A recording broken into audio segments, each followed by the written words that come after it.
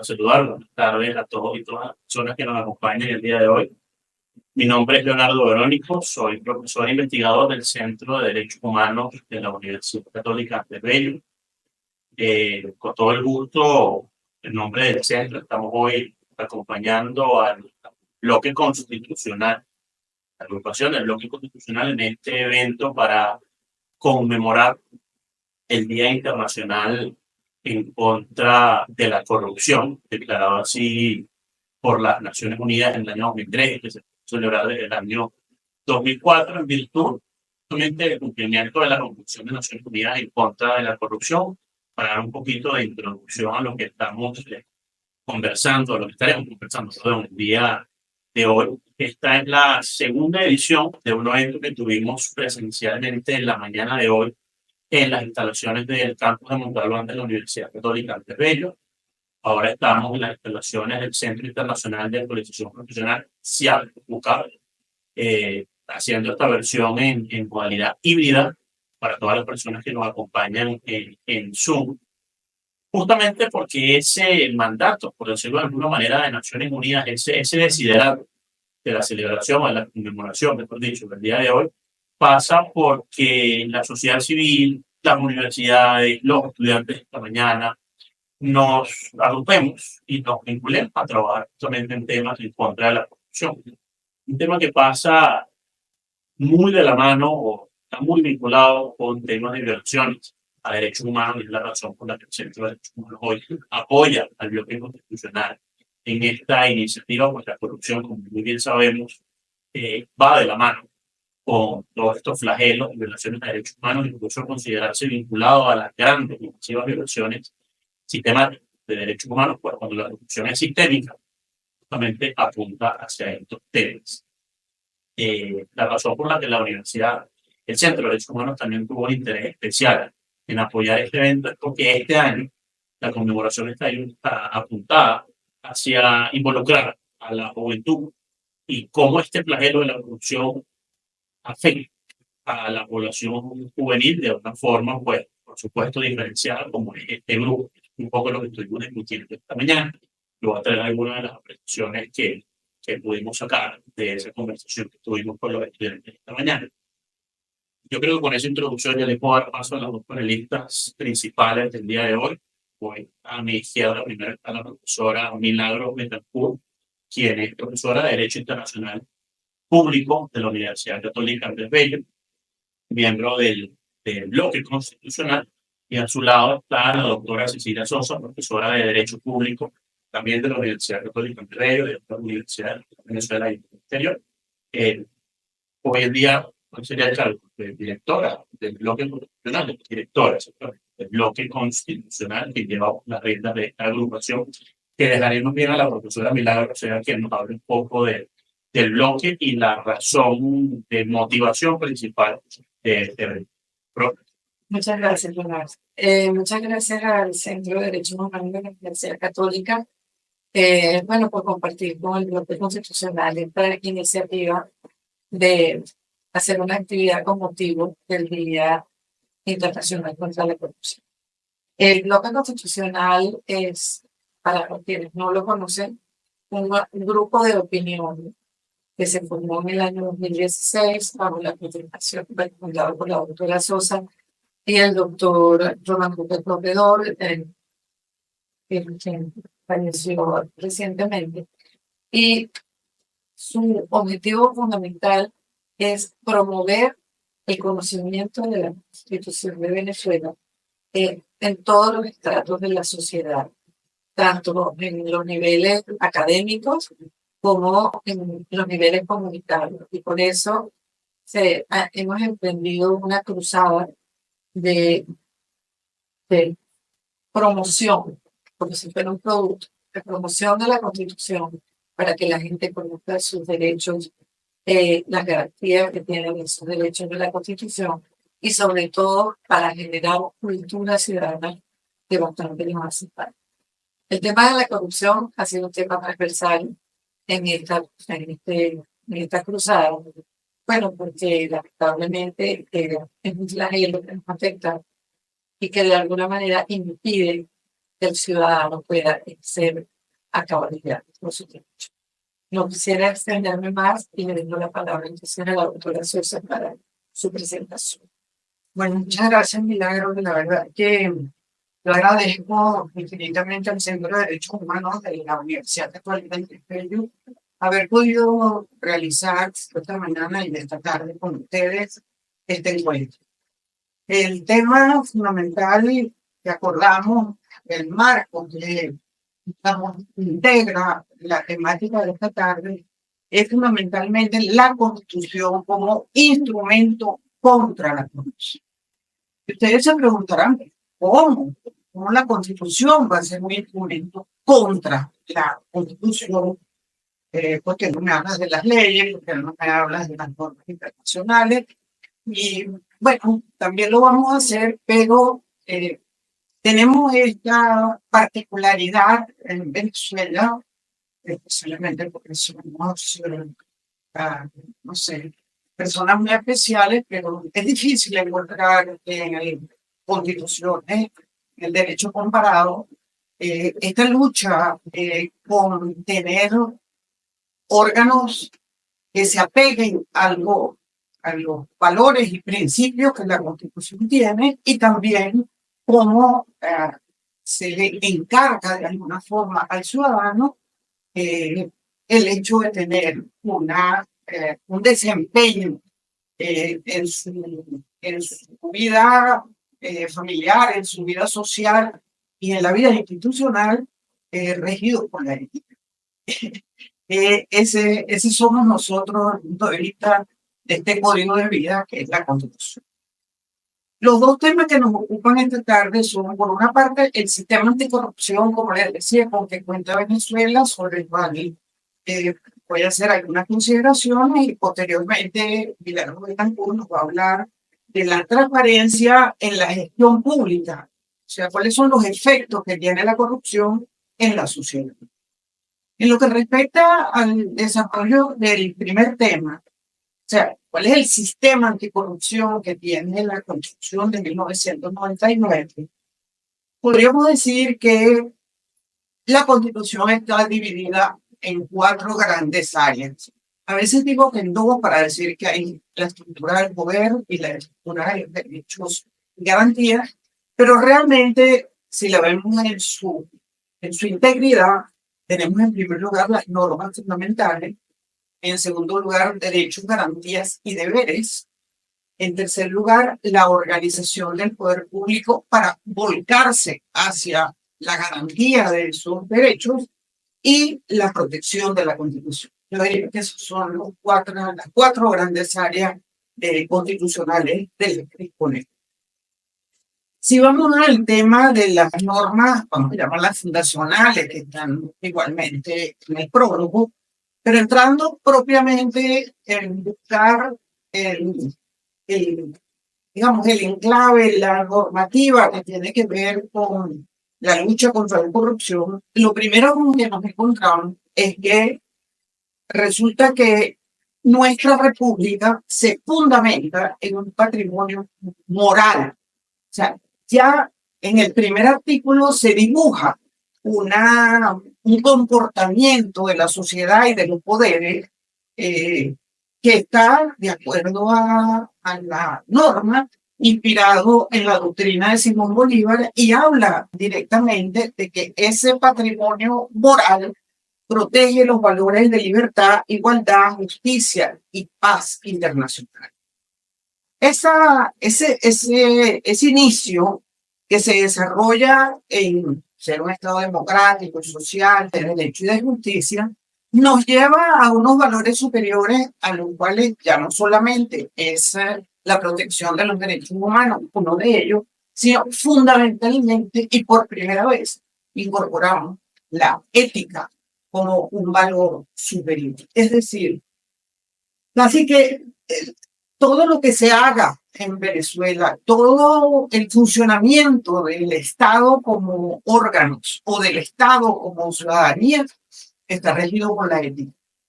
Y precisamente la ética es como digamos, el fundamento de la lucha contra la corrupción en términos, digamos, de su contenido.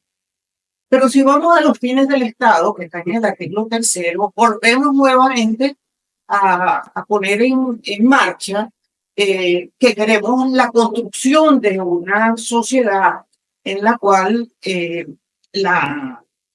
se construya a partir no solamente de la paz, sino de la promoción y prosperidad y el bienestar del pueblo.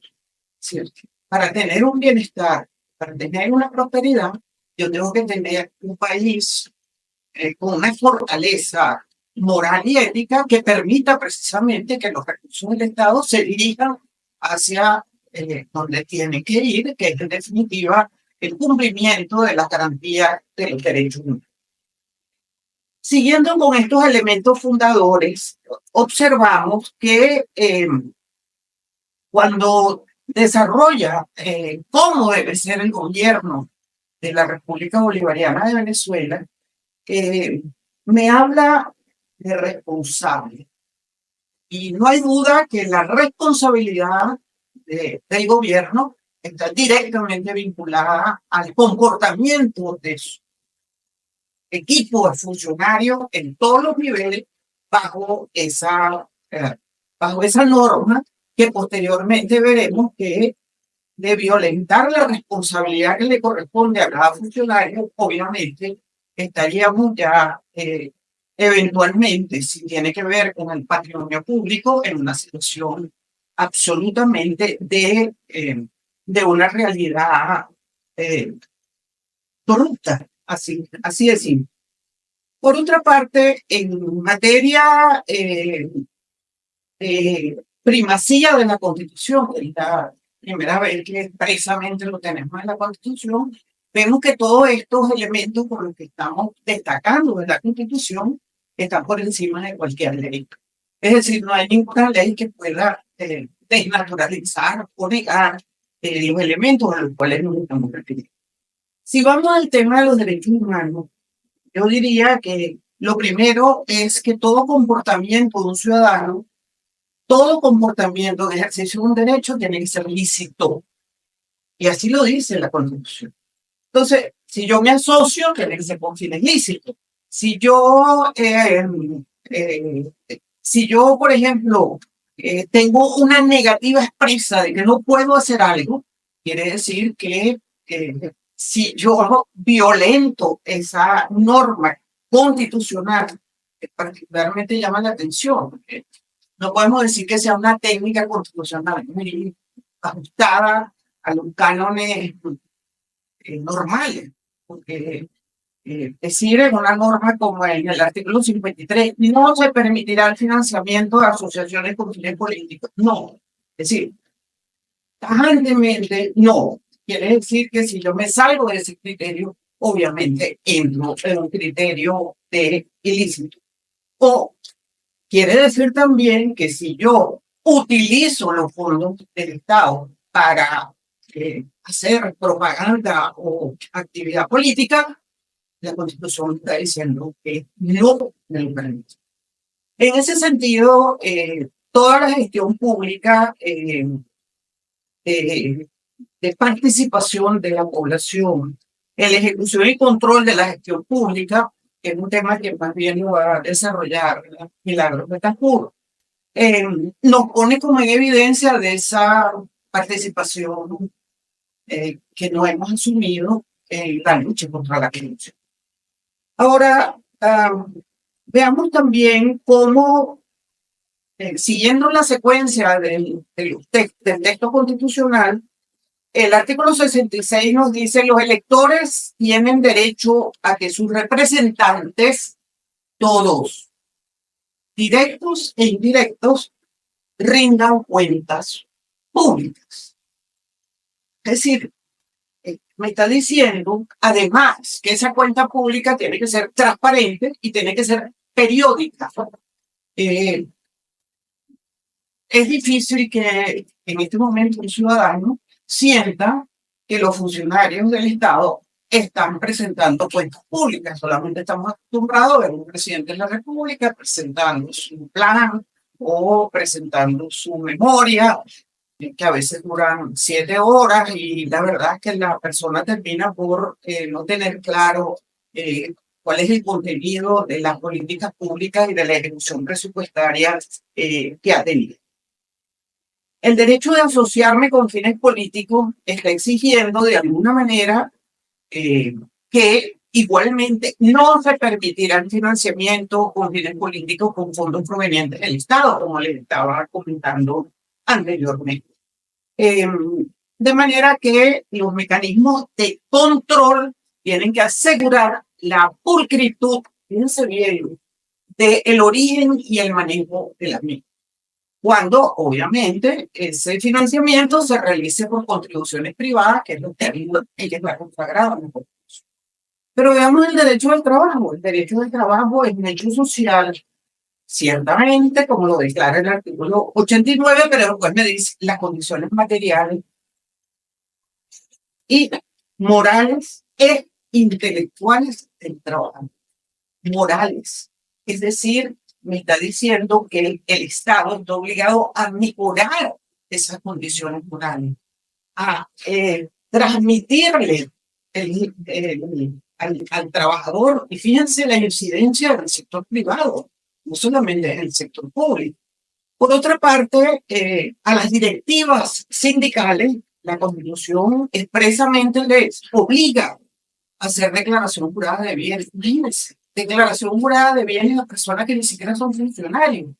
Pero la Constitución está aportando una normativa para precisamente los fines de fortalecer la institucionalidad, y al fortalecer la institucionalidad bajar los niveles de corrupción, porque el comportamiento del equipo, se llame poder ejecutivo, se llame poder legislativo, cualquiera de los 5 poderes estaría en esa misma órbita de desempeño eficiente, de desempeño transparente, entre otras exigencias.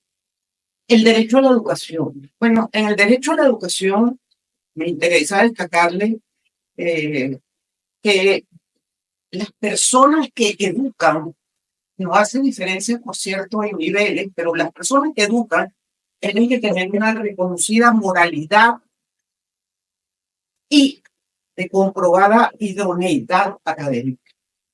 Es decir, la Constitución se ocupó de cuidar de alguna manera que la institucionalidad que se volcara hacia garantizar los derechos y se volcara hacia el desarrollo por parte del Poder Ejecutivo de las políticas públicas y de todo lo que significa generar políticas públicas, se hiciera bajo el cumplimiento ético, bajo el cumplimiento legal, para que rigiera todas las investigaciones científicas, humanísticas y tecnológicas. Imagínense el nivel de detalle. Por eso la Constitución de 1999 es tan larga, porque llega verdaderamente a un nivel que antes era legal. Esos niveles de controles eran más que todo de esa naturaleza. Después entran los delitos contra el patrimonio público en el artículo 116, en el sentido de que materialmente crea unos procedimientos determinados para el juez, otorga las competencias para el juez que vaya a conocer de delitos cometidos contra el patrimonio público, y inclusive genera un mecanismo de medidas hasta cautelares frente a los bienes, dentro de la propia Constitución. No voy a entrar en los principios de la administración pública porque los va a tratar Milagro, pero esos principios de la administración pública antes estaban en la Ley Orgánica de la Administración Pública y ahora tienen un rango constitucional que obliga de una manera decisiva a todo el funcionariado y a todo el que emita actuaciones administrativas, no solamente el gobierno, no todo el que emita administraciones administrativas o actos administrativos, pues está dentro de esos mismos principios, como es el ingreso de un funcionario en el 146, que dice: los fundamentos son honestidad, idoneidad y eficiencia. Honestidad. Aquí hay alguna reflexión que me parece muy interesante, y es, ¿será algo muy subjetivo valorar la honestidad, o el mismo Estado a través de sus órganos produce actos que permitieran de algún momento, en el momento preciso en que yo voy a generar un nombramiento, determinar si una persona es honesta o no? Es decir, vive de acuerdo a sus ingresos, tiene bienes que son producto de una herencia, que son producto de cualquier razón. Si en algún momento fui funcionario público o me desempeñé de acuerdo a la ley en determinadas actividades que estén asociadas al Estado, presenté declaración jurada de bienes. O sea, son cosas que permiten verdaderamente determinar esa honestidad y, claro, el tema de la eficiencia y la idoneidad están obviamente más respaldados en documentos de su jurisdicción. Después viene toda una cantidad de controles constitucionales, que nadie puede desempeñar más que un destino público remunerado. Es decir, yo no puedo ser diputado y pido permiso y me voy a ser ministro. No, ya va un momento. O soy diputado o soy ministro, pero no puedo volver o retrotraer otra vez a ser diputado porque expresamente está prohibido. Igual pasa con un magistrado. Un magistrado es magistrado, pero no puede desempeñar un cargo que dependa del Poder Ejecutivo. Eso está expresamente consagrado precisamente para evitar, porque si hay algo que motivó inclusive el que teníamos que tener una nueva constitución, era la corrupción. Y lo podemos revisar en los periódicos de la época, de la década del 90. O sea, claro, había una corrupción, y sanamente me parece a mí que los diputados constituyentistas dijeron: mira, vamos a introducir algunos elementos de control. Está la Contraloría General de la República, que tiene una función clásica de control. Tenemos contralorías estadales, contralorías municipales, y esa función, vamos a llamarlo así, eh, de control de gestión, que también tiene que ver no solamente con un tema de patrimonio, sino con un tema de eficiencia en los recursos, en el gasto del recurso. ¿Cuáles recursos son realmente inversiones? Yo, por ejemplo, sostengo que la justicia es una inversión, no es un gasto. Pero esos elementos que provee la Contraloría, no solamente para mandar a la gente para el Ministerio Público a los fines de que le abran juicio, sino también el control preventivo que tiene la Contraloría. Igualmente, el tema de la Asamblea Nacional, ya entrando en el tema de los poderes, yo diría que todos los poderes tienen funciones de control precisamente para lograr el equilibrio entre los poderes, pero al mismo tiempo mantener la independencia y el respeto a la independencia como tal. La Asamblea Nacional sabemos que tiene una potestad de investigación muy fuerte sobre los funcionarios. Está, digamos, y además sus investigaciones tienen un valor probatorio que ya lo consagraba la Constitución de 1961. No voy a entrar en las obligaciones que tienen los diputados directamente vinculados al tema de que están obligados también a dar cuenta ellos, cada uno individualmente, a sus electores, cosa que tampoco vemos con mucha frecuencia, o por lo menos no es difundido esa postura. Igualmente, la facultad, como les decía, de investigación sobre los diputados, esas pruebas que reciben las comisiones de la Asamblea Nacional son, como les decía, plena prueba en los tribunales. Después viene todo el control de la independencia de otros poderes públicos. Para ser magistrado se dice gozar de buena reputación. Fíjense, también podríamos pensar que la reputación es algo difícil de medir. Sin embargo, eh, es perfectamente factible percibir el comportamiento a través de su desempeño profesional, como ha sido el reconocido prestigio que se exige a un magistrado. ¿Cuál es el prestigio? El prestigio de haber dado clase, el prestigio que tiene frente a sus alumnos, el prestigio que tiene por lo que ha aportado profesionalmente al país. Es decir, no es aquí tengo un currículum y entonces el currículum dice una cantidad de cosas y ya pareciera que tengo la edad, tengo todo.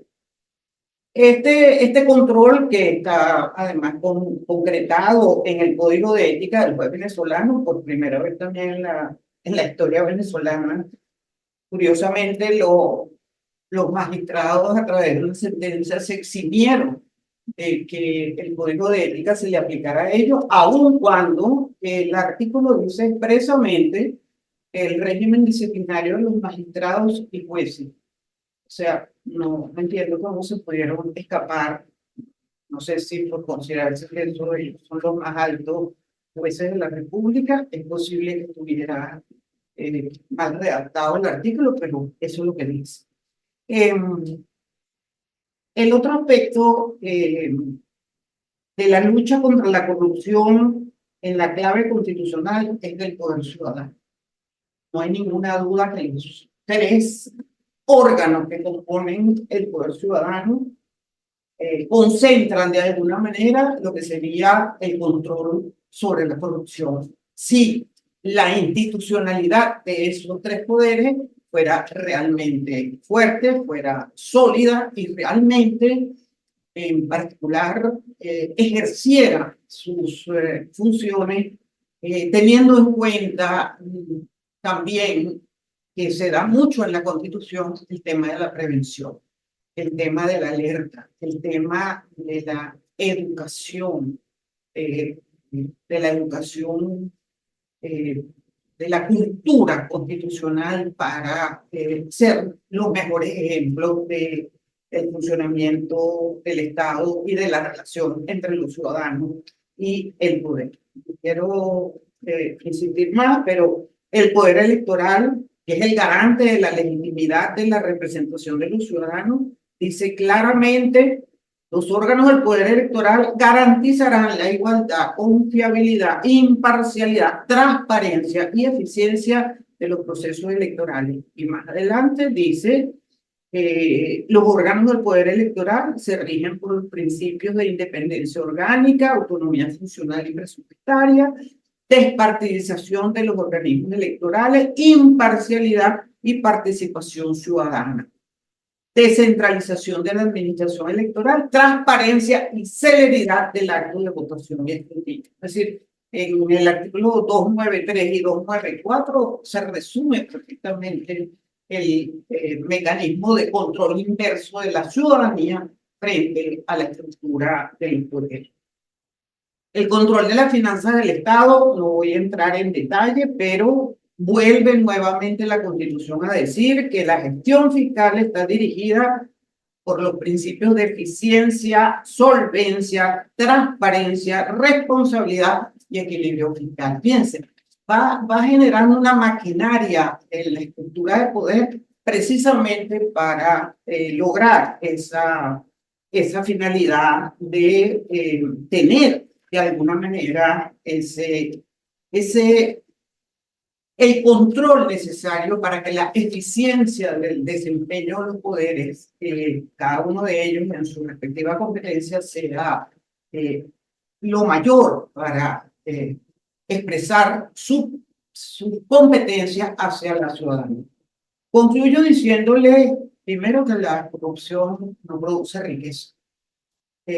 Por el contrario, cuando uno observa que se captura la renta en el beneficio privado, se empobrece toda la sociedad.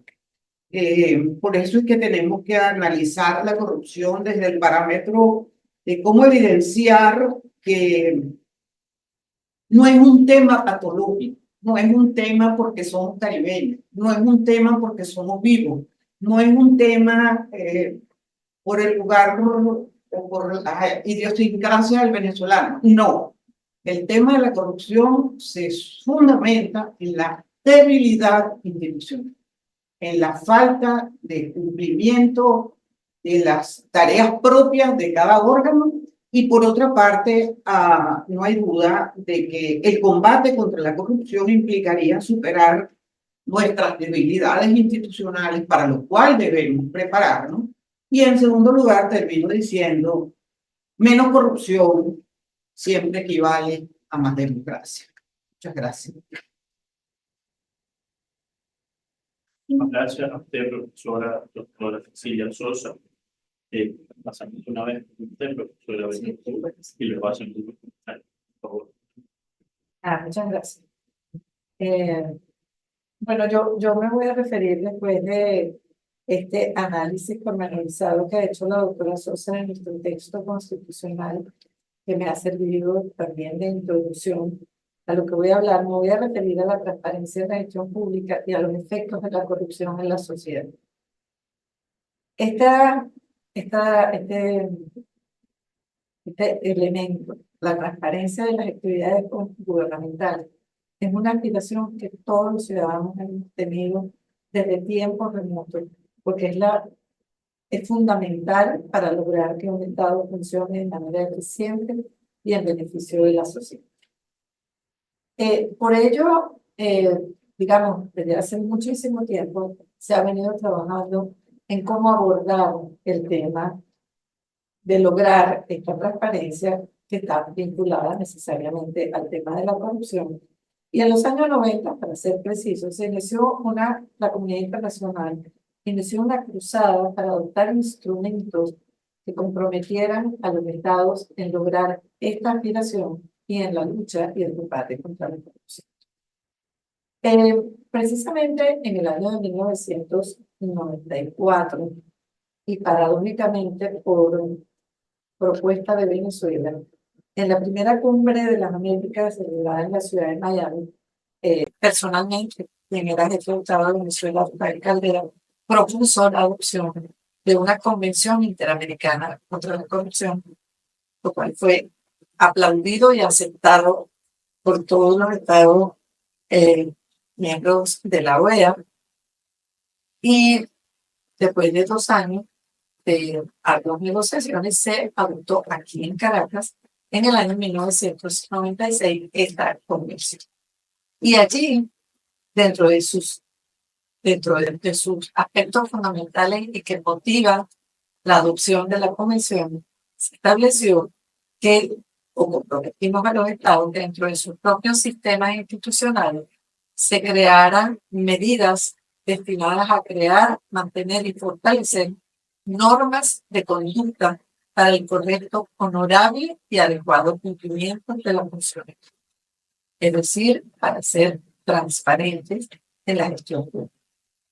2 años más, varios años más tarde, en el año 2003, se adoptó la Comisión de Naciones Unidas, la Comisión Internacional contra la Corrupción, que ya instrumento universal y que precisamente da lugar al día de hoy, como lo dijo Leonardo previamente, a que las Naciones Unidas ya han instaurado el Día Internacional contra la Corrupción.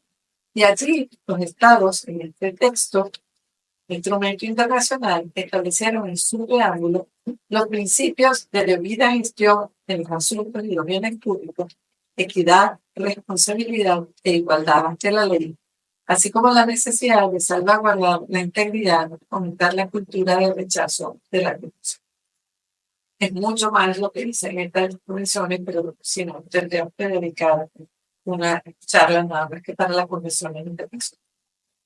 La transparencia en la gestión pública aquí en este país, y me voy a referir específicamente al artículo 141 de la Constitución, dice que la administración pública está al servicio de los ciudadanos y se fundamenta en los principios de honestidad, participación, celeridad, eficacia, eficiencia, transparencia, rendición de cuentas y responsabilidad en el ejercicio de la función pública con sometimiento pleno a la ley y al derecho.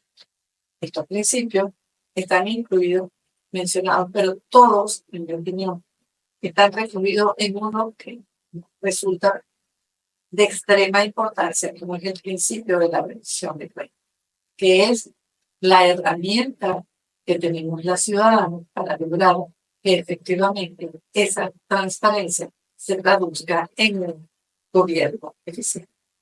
Pero también en la comunidad internacional comenzó una cruzada en relación con la democracia y para fijar unos parámetros de cómo debe ser la democracia, fundamentalmente la democracia representativa. Y en el año 2001 se adoptó la Carta Democrática Interamericana, el 11 de septiembre de ese mismo año.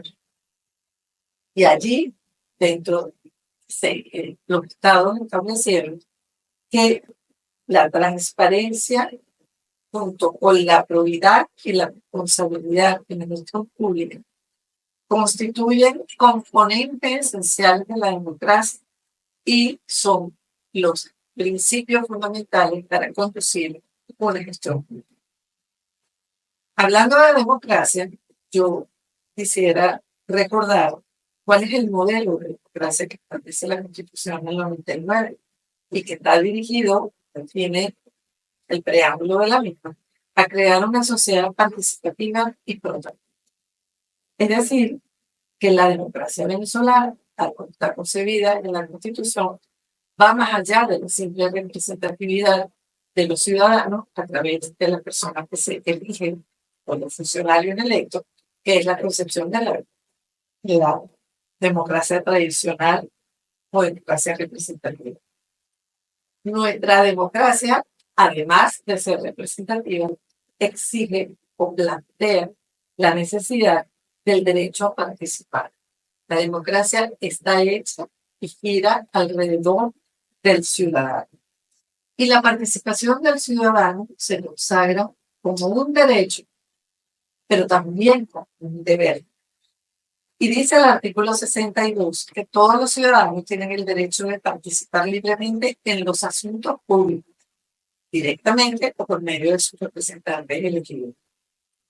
Y añade que la participación del pueblo en la formación, ejecución y control de la gestión pública es el medio necesario para lograr el protagonismo que garantice su completo desarrollo, tanto individual como colectivo. ¿Qué quiere decir esto? Que nosotros, los ciudadanos, tenemos el derecho de, y somos los protagonistas, de pedirle a la acción y a los funcionarios que rindan cuenta de la gestión que llevan en la conducción de los asuntos públicos. Concluye ese artículo que es obligación del Estado y deber de la sociedad generar las condiciones necesarias para garantizar las condiciones más favorables para el ciudadano. Pero este derecho de participar en los asuntos públicos, de controlar y de gestionar, también está en su contrapartida en el artículo 132 con la participación ciudadana con el deber. Indicar que toda persona tiene el deber de cumplir sus responsabilidades sociales y participar solidariamente en la vida política, civil y comunitaria del país, promoviendo y defendiendo los derechos humanos como fundamento de la convivencia democrática y de la paz. Es claro entonces que el ciudadano puede y debe ser parte de la construcción de la actividad del Estado y de la toma de decisiones y que, en consecuencia, los principios de transparencia, probidad y responsabilidad son también aplicables a los ciudadanos. Es decir, los ciudadanos también están sujetos a la rendición de cuentas por sus actividades. Y sus actividades de cualquier tipo. Normalmente yo pongo el ejemplo o distintos ejemplos. En el derecho, por ejemplo, los estudiantes cuando presentan su boleta de calificaciones están rindiendo cuenta de su actividad. El banco, cuando nos manda el estado de cuenta, está rindiendo cuenta de sus servicios. Y así vamos. Y toda la actividad que se desarrolla en la sociedad, y no solamente la función pública, para que esto sea una sociedad que se desarrolle más adecuadamente y genere bienestar, pues también está sujeta a esto. En conclusión, esto se traduce en la obligación del Estado de garantizar la transparencia de las actividades gubernamentales y de que sus funcionarios tengan cuenta por sus acciones, y asimismo el deber de los ciudadanos de exigir a las autoridades la rendición de cuentas. Para poder garantizar este derecho y que el ciudadano también pueda cumplir con este deber, el artículo 143 de la Constitución establece el derecho al acceso a la información pública y dispone que todos los ciudadanos tienen derecho a ser informados oportuna y verazmente por la administración pública, entre otros asuntos, sobre el estado, las actuaciones en que estén directamente interesados, y a conocer las resoluciones definitivas que se adopten sobre el particular. Pero resulta muy interesante el último párrafo de ese artículo, señalando que está expresamente prohibido a los funcionarios censurar la información sobre los asuntos bajo su responsabilidad. Este acceso a la información y esta prohibición a la censura son herramientas que permiten la rendición de cuentas por parte de los funcionarios y la exigencia por parte de los ciudadanos. Ahora bien, es claro que la ausencia de transparencia y de probidad en la gestión pública es una de las causas fundamentales de la corrupción y es lo que ha llevado a la adopción de los instrumentos internacionales a los que nos referí y a algunos similares. Y me voy a concentrar entonces a hablar directamente de la corrupción. La corrupción ha sido definida de manera general como aquellos actos que transgreden normas legales y principios éticos. Puede darse en cualquier contexto, pero siempre el más visible es el vinculado a la función pública. Se refiere y se detecta esencialmente a los delitos que se cometen en el ejercicio de un cargo público para conseguir un beneficio o provecho ilegal. Sin embargo, algunos autores consideran que la corrupción se basa en la violación de principios del deber basados en la integridad y en la honestidad. En todo acto de corrupción participan dos partes: los corruptos, que usualmente es el funcionario público, y los corruptores, normalmente un particular. Pero la conducta que se sanciona con mayor severidad, y lo vemos en la Constitución con tanto detalle que nos ha dado la doctora Sosa, lo vemos fundamentalmente en las dos convenciones internacionales contra la corrupción, es a la que apunta a la del servidor del Estado, las legislaciones internas también, quien aprovecha su posición y el poder que le ha sido conferido para hacerse de prebendas y beneficios personales a cambio de favores vinculados con sus competencias. Sin embargo, la comunidad internacional e incluso las legislaciones internas han avanzado ya en las sanciones a los particulares responsables de los actos de corrupción. El primero de ellos es la Convención del 96, la Interamericana, a la cual me refería antes, que en su artículo 6, al definir los actos de corrupción, señala claramente que en cualquiera, en que participe cualquier persona, y describe los tipos de actos de corrupción.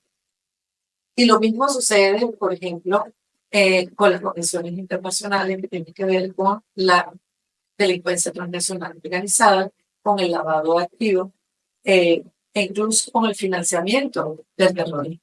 Allí se sancionan los actos de corrupción cometidos por particulares. De manera de que ya estamos ahora en una simbiosis en que la corrupción no es nada más del funcionario público, sino que también el particular está incluido en él. Aquí en Venezuela, la corrupción ha escalado tantos niveles que podemos decir que ha transversalizado a la sociedad, ha permeado todos los sectores de la sociedad. Siempre pongo un ejemplo inicial, el ejemplo de Caribe, y antes de Calvi, y antes, no, ya ni me acuerdo cómo se llamaba, donde a través de ese mecanismo los particulares podían incurrir perfectamente en actos de corrupción, saltándose o haciendo magia con aquellos procedimientos un poco exóticos. Y yo considero que a partir de ese momento empezó esto a permear en la sociedad y ahorita nos encontramos en una situación donde hasta las cosas más insólitas que a la gente le parece tan natural son en sí actos de corrupción. El tener que pagar en un registro, el tener que ir a una alcaldía y para yo poder sacar una partida de nacimiento que se supone que es gratuita, si la quiero rápido tengo que pagar. La gran industria de los gestores, pero que la gente se ha ido acostumbrando y que, bueno, ahí vamos. Lo que pasa es que no hay una normativa que sancione estas conductas. Sancionan al funcionario. Al que se agarran al funcionario y ande por debajo de cuerda, lo sancionan, pero no van a sancionar al particular. Y esto es una situación que realmente afecta inmensamente a la sociedad venezolana. Las causas de la corrupción, bueno, se han estudiado ampliamente cuáles son las causas. Y se ha escrito cualquier cantidad sobre el particular. Y son muchos los factores que la generan.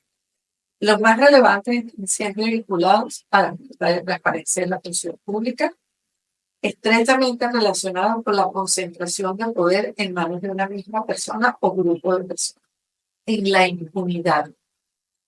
Porque cuando sabemos que igual no va a pasar nada, pues ya que casi que utilizamos la corrupción como un mecanismo de defensa. En la precariedad institucional, como lo señaló la doctora Sosa, cuando no tenemos instituciones, ni tenemos a dónde recurrir para hacer los trámites de manera ordinaria, sin tener que pagar, por dar un simple ejemplo, pero tampoco tenemos a quién recurrir para denunciar cuando hay un abuso de poder. Entonces, la precariedad institucional en muchos países es una causa importante de la corrupción, pero en particular la precariedad institucional en el Poder Judicial sin autonomía y sin independencia. Y muchas veces el grado de desarrollo social. Sin embargo, no todas estas causas, o tal vez todas ellas a la vez, pueden determinar el nivel de corrupción de un país. En el nivel de corrupción del país incluyen las circunstancias particulares y el contexto político, sociopolítico específico de cada estado. No voy a entrar en decir cuál es el nuestro, simplemente en la última medición terminamos siendo el país más corrupto de América y como el tercero del mundo. Las consecuencias de la corrupción también son de mucha índole, de todo, afectan a la sociedad, a las instituciones y al desarrollo de los pueblos. Dependiendo de cuánto hayan penetrado en la sociedad, puede afectar de manera distinta con los consiguientes dar efectos dañinos, perversos y devastadores para toda una nación. En palabras de Kofi Annan, el secretario general de las Naciones Unidas, en ocasión de la adopción de la Convención de las Naciones Unidas sobre esta materia en el año 2003, la corrupción es una plaga insidiosa que tiene un amplio espectro de consecuencias corrosivas para la sociedad. Socava la democracia y el Estado de Derecho. Da pie a violaciones de los derechos humanos, distorsiona los mercados, menoscaba la calidad de vida y permite el florecimiento de la delincuencia organizada, el terrorismo y otras amenazas de la seguridad humana. En definitiva, la corrupción nos perjudica a todos. Afecta a la economía de los estados y nos puede llevar a la insolvencia, la ruina y la ingobernabilidad. A lo mejor les suena familiar todo esto. Empobrece a toda la población y les imposibilita a los más necesitados el acceso a los servicios públicos en violación de sus derechos humanos y atenta contra el orden moral y la justicia. ¿Cuáles son los efectos en los derechos humanos? La corrupción generalizada a niveles mayores, lo que llaman lo que han catalogado instituciones como Transparencia Internacional, la gran corrupción, roba a un país de sus riquezas y lleva a graves violaciones de los derechos humanos, fundamentalmente los derechos económicos, sociales, culturales, destruye las economías y condena a la población al desempleo, al hambre y al desamparo. Los políticos y empleados públicos, esto es una cita del Consejo de Derechos Humanos, los políticos y empleados públicos corruptos no son solo culpables de crímenes comunes, sino de graves violaciones a los derechos humanos. Y dentro de las formas de violación de los derechos humanos se han identificado conductas dolorosas y culposas. Las Naciones Unidas ha reiterado que la impunidad impulsa y perpetúa actos de corrupción.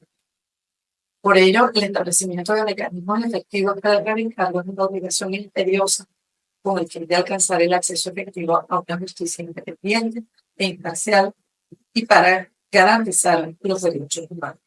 Evidentemente, una institucionalidad plagada de la corrupción tiene muchos obstáculos para cumplir con esta obligación. Yo sí quería señalar, además, que en nuestro país la corrupción impulsada por la impunidad y por todas las circunstancias que vivimos se ha enquistado en nuestra sociedad. Ya hoy en día se muestra de manera pública ante la mirada atónita de la sociedad que contempla con estupor, preocupación y a veces hasta resignación la forma de encarar y sin pudores que los corruptos públicos y privados muestran el producto de sus acciones en la mayoría de ellas. ¿Con qué cuenta nuestra sociedad para combatir la corrupción? Bueno, además de toda lo señalado por la doctora Sosa, que está en la Constitución, yo me voy a referir específicamente a un artículo de ese texto constitucional, que es el artículo 201, que establece la imprescriptibilidad de los delitos contra el patrimonio público. No especifica si son funcionarios públicos o si son particulares. Una decisión, esto de establecer la imprescriptibilidad, es poco ortodoxa, porque la imprescriptibilidad de la acción penal para los delitos está reservada fundamentalmente para los crímenes de lesa humanidad, es decir, los crímenes internacionales más atroces, pero como he dicho en otras ocasiones, creo que resulta un alivio para los venezolanos de contar con esta herramienta para cuando sea necesaria poder aplicar. Creo que, bueno, tenemos las leyes contra la corrupción, tenemos todas estas leyes un poco draconianas que han establecido que, en mi opinión, más allá de combatir la corrupción, lo que quieren es combatir la disidencia, pero que en su momento podrán ser aplicadas adecuadamente. Pero creo que lo que debemos hacer es protagonistas del rescate de nuestra sociedad a través del ejercicio de nuestro derecho de participar y controlar la gestión pública y de nuestro deber de control, de nuestro derecho y nuestro deber. Necesitamos concientizar a los ciudadanos de que la corrupción no se limita a los funcionarios públicos ni a la gestión del Estado, sino que los individuos en su cotidianidad también pueden incurrir en estas prácticas al verse agobiados por la falta de respeto de respuesta de las instituciones. Muchas veces, antes señalé, el incurrir en prácticas corruptas por parte de los ciudadanos es casi que un mecanismo de defensa frente a la falta de institucionalidad y al abuso de poder. Es imperativo restaurar los valores para lograr una mejor sociedad y la convivencia pacífica de los ciudadanos. Para todo. Muchísimas gracias, profesora Bettencourt. Yo realmente creo que recojo un par de palabras de ambas ponencias para no tener mucho tiempo tampoco en el espacio, si no quiero robármelo mucho. de la intervención de la doctora, entonces, por supuesto, todo este carácter absoluto impreso dentro de nuestra Constitución y saber que existe, como decía esta mañana, en las segundas palabras, existe un marco constitucional y ahí está la importancia de verlo y utilizarlo para el refortalecimiento de ese mismo marco.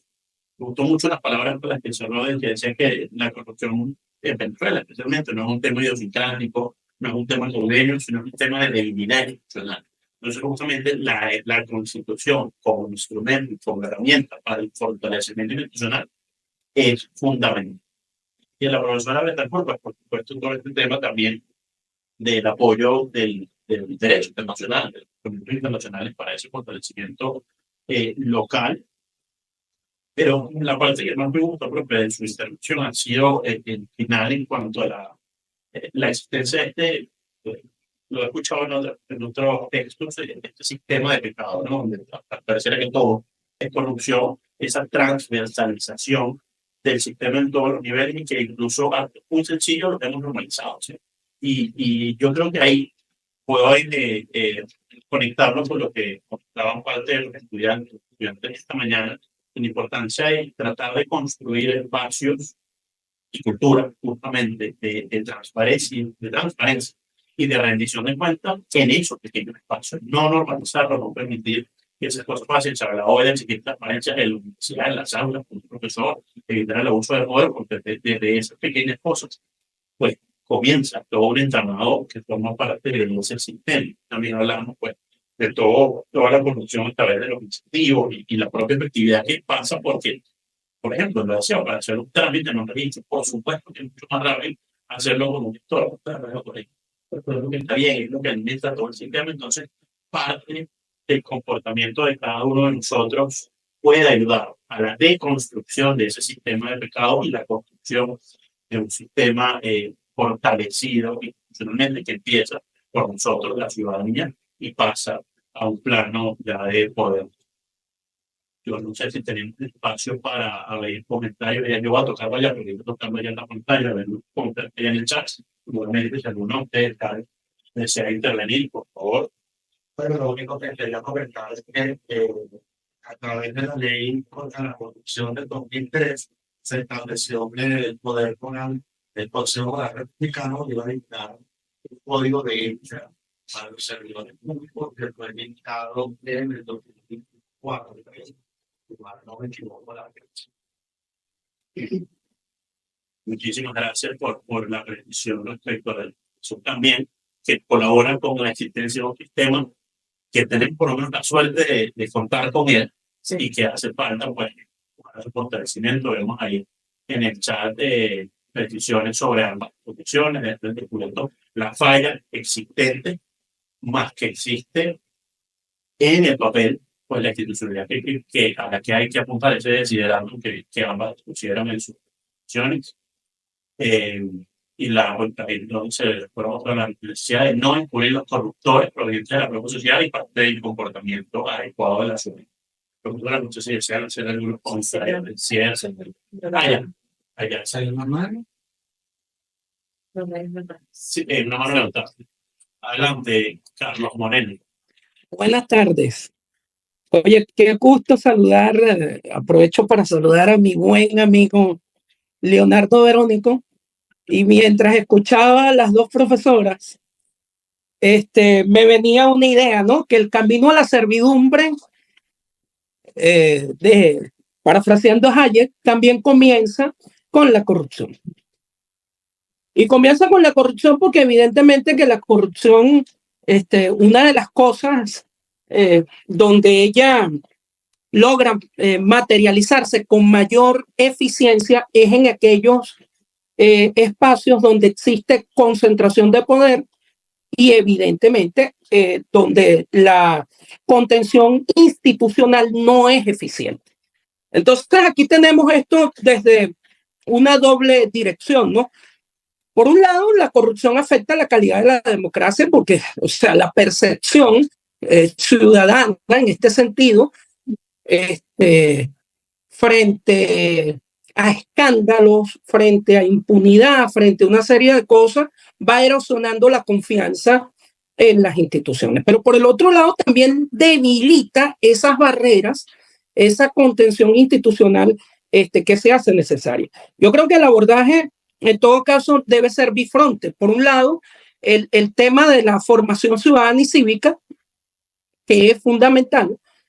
No basta, o sea, no basta un diseño constitucional. Las constituciones no son perfectas, nunca van a estar todas las reglas en una constitución que puedan contribuir a crear esas barreras y esa contención institucional. Todo lo contrario, yo parto de la idea más bien de las reglas no escritas, de esas reglas constitucionales o de esas normas constitucionales que no están presentes en el texto, pero que forman parte de los valores compartidos de la comunidad política.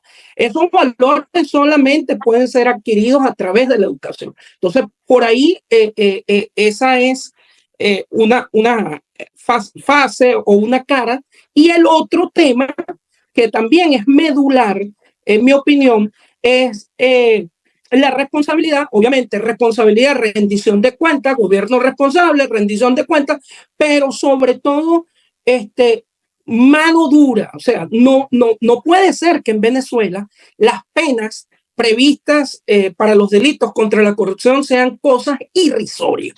O sea, un tipo se roba aquí 23.000 millones de dólares y si llegara a ser procesado judicialmente por el delito de corrupción propia o por cualquiera de los delitos previstos en la ley, que además le bajaron hasta de rango, la bajaron de ley orgánica a ley especial, es una cosa irrisoria, no pagaría cárcel. O sea, lo que nosotros, por ejemplo, pudimos apreciar con el juicio al señor presidente Carlos Andrés Pérez y su encierro, además, porque estuvo hasta privado de libertad, hoy sería materialmente imposible aplicando las reglas de la ley especial contra la corrupción y por supuesto, las normas objetivas del Código Orgánico Procesal Penal. Es decir, que al tipo le vendría lo mismo una admisión de los hechos, una audiencia preliminar y ¡pum! Se va para su casa tranquilito, así haya hecho lo que haya hecho con los fondos públicos. Pero también otras especies de corrupción que debemos poner atención es el nepotismo. ¿Cómo hace daño el nepotismo? O sea, como una especie que favorece de alguna manera a familiares y todo eso. Creo que el diseño constitucional del 61 en eso era más cerrado, más estricto. El de 1999 es un poco más abierto. Quiero finalizar agradeciendo infinitamente el que me hayan permitido estos breves segundos, estos breves minutos. Saludo una vez más y un abrazo afectuoso y caluroso para mi buen amigo Leonardo Verónico. Gusto verte, gusto saludarte y por supuesto para la profesora Cecilia Sosa y la profesora que la acompaña. Muchísimas gracias. Vaya, ahora se lo voy a destacarlo, un gusto verte acá también. Leo el comentario de María Marcano. Mi preocupación, te agradece por la ponencia, mi preocupación siempre estriba en el efecto que los actos desviados generan, sobre todo cuando forman derechos sobre la base de una actividad nula absolutamente. Esa designación de dos o más destinos públicos que parece hoy se estira en este gobierno. Parece como la fruta del árbol podrido. Así es. Eso, man. Personas, ¿tienen algún comentario de cierre? Dígame. No, yo creo que pudiéramos estar aquí en la tarde. Es un tema que amerita pensamiento permanente, sobre todo nosotros, los profesores, los investigadores, en la ciudadanía. Es un tema que está generalizado, que al mismo tiempo genera una especie de aceptación de que no podemos con la corrupción, ¿no? Y yo creo que en la tarde de hoy lo que hemos hecho es como puntualizar algunas temáticas que nos permitirían, digamos, avanzar en lograr una institucionalidad que estuviera conformada por personas que estuvieran más conscientes de las tareas que asumen. Porque en el fondo, la falta de institucionalidad está en que un poder hace lo que debería hacer otro, o un poder no hace lo que tendría que hacer de acuerdo a la Constitución. Y en el fondo, estamos en una anarquía absolutamente normativa, porque las leyes también que están saliendo son las primeras que la contradicen. Pero para determinar que la contradicen, tengo que tener un conocimiento de la Constitución bastante más profundo. Pero al mismo tiempo, si solo digo que la ley es inconstitucional, pues eso ya lo puede decir cualquier persona. Entonces, hay una presunción de que los poderes no están cumpliendo las tareas que tienen asignadas. Y el no cumplir las tareas que tienen asignadas es corrupción. Entonces, eh, claro, nosotros empezamos a enfocar que aquí que hay dos partes, que no cumplir las tareas que tiene cada órgano, sino distorsionar esas tareas. Un poco dentro de la idea de que esos actos serían absolutamente nulos. Es decir, estamos generando una especie de nulidad absoluta del país, ¿no? Porque los actos que estamos dictando no están ajustados a la primacía constitucional. Así de simple. Y esa anarquía es la que produce más corrupción, porque nadie está obligado a nada, salvo que sea ya un acto de naturaleza privativa de libertad o persecución, o que es como un acto ya, inclusive esos actos también están fuera de la Constitución si no cumplen las funciones y si no provienen precisamente de los órganos a los que les corresponde. Entonces, esta institucionalidad confusa, el Ejecutivo hace lo que debería hacer el Poder Ciudadano, el Ejecutivo hace lo que debería hacer el Ministerio Público o le da las instrucciones. Entonces, este desorden institucional que tenemos genera realmente, y creo que eso es lo que nos hace, además, estar en la cola de los países corruptos. Porque, insisto, la corrupción no es solamente robar dinero de las arcas del Estado. La corrupción es la anarquía producida por la falta de cumplimiento de las obligaciones, es corrupción. O sea, es corrupción aceptar un cargo en el exterior para ser embajador, pero yo sigo siendo magistrado de firmo sentencia. O sea, eso no, eso es inexplicable. Inclusive a nivel ciudadano es inexplicable, porque confunden los roles que tienen que jugar. Yo creo que ha sido una carrera realmente fructífera por dos razones. Primero, porque ampliamos un poco el espectro de la corrupción. En segundo lugar, se nos está obligando a ser corruptos si no estamos atentos. La sobrevivencia a la cual hablaba el milagro es una realidad. Para yo sobrevivir, yo me tengo que corromper, tengo que generar actos que son contrarios a, bueno, a las normas, hasta las normas éticas, a los propios principios de la Unión. Sí, los principios de familia, inclusive.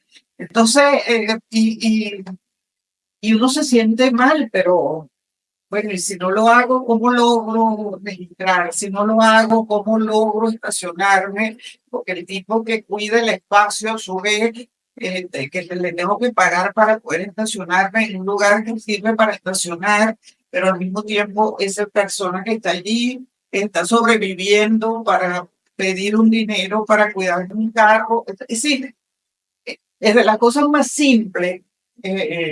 Estamos enganchados en un proceso del cual creo que la única manera de empezar a salir es reaccionar como ciudadanos y mostrar que donde está la corrupción no ya solo la gran corrupción, sino la pequeña corrupción, porque cuando una sociedad se corrompe, ahí sí la cosa va a ser más difícil porque no va a saber diferenciar una de otra, ni va a saber que está obligado a hacer cosas que no debería hacer. Entonces, en el fondo, se está enseñando una contraeducación y como muy bien decía, él hizo la reflexión, eh, Acá.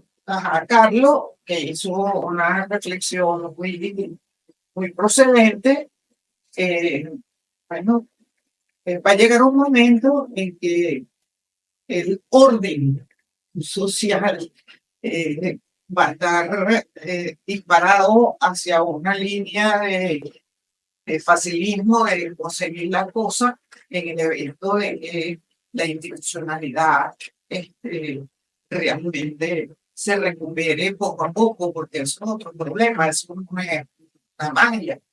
Recuperar la institucionalidad es bueno, ponerse serio con todo esto que revisamos de la Constitución en cada poder, el equilibrio entre los controles entre poderes, eh, exigir de los partidos políticos también, como estamos viendo en la Constitución, tema ético, eh, cultura ciudadana, definitivamente. Yo creo que es la única manera de ir de abajo hacia arriba en el tema de la sanción social de la corrupción, que lo hemos perdido.